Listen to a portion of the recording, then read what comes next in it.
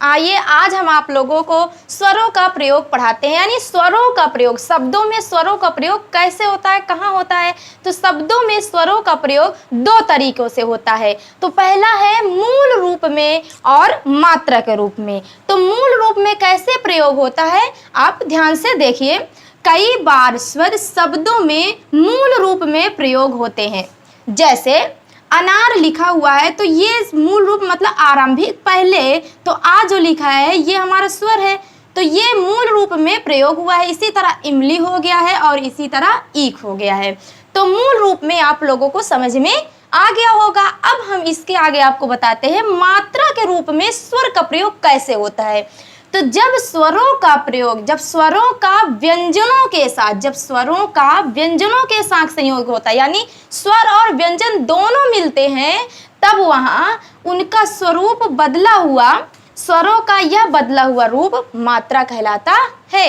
तो फिर जैसे लिखा है का प्लस आ, का व्यंजन है और आ हमारा स्वर है, तो व्यंजन और स्वर मिला के बन गया है का। तो ये बदला हुआ रूप है, तो इसलिए यहाँ मात्रा के रूप में प्रयोग हुआ। इसी तरह का और ई तो बन गया की, तो इसी तरह हमारा मात्रा के रूप में प्रयोग हुआ है। अब हम आपको अयोगवाह बताएंगे। अयोगवाह क्या होता है। हिंदी वर्णमाला में 3 ऐसे वर्ण भी प्रयोग होते हैं जो ना तो स्वर हैं और ना ही व्यंजन हैं, उन्हें हम अयोगवाह कहते हैं। ये इस प्रकार हैं। पहला अनुस्वार, अनुनासिक और विसर्ग।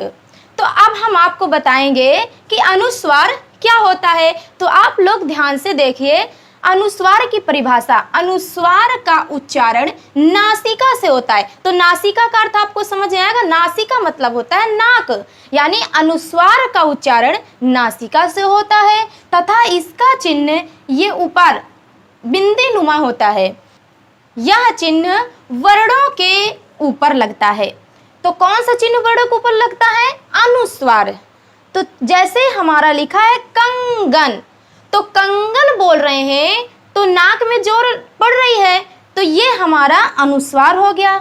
फिर जैसे हो गया है मंच, तो मंच भी जब हम वर्ण बोलते हैं तो इसमें हमारा नाक में जोर पड़ रहा है, तो ये हमारा अनुस्वार हो गया है और ये वर्ण के ऊपर लगा हुआ है। फिर जैसे लिखा शंख अंदर, तो ऐसे भी जितने भी वर्ण आ जाएं वो हमारे अनुस्वार हैं। अब हम आपको अनुनासिक का बताएंगे। अब हम आपको अनुनासिक बताएंगे। तो अनुनासिक का उच्चारण मुख और नासिका दोनों से होता है। मुख और नासिका का मतलब क्या हुआ, मुंह और नाक दोनों से होता है तथा इसका चिन्ह चांद नुमा होता है। यह चिन्ह भी वर्णों के ऊपर लगता है।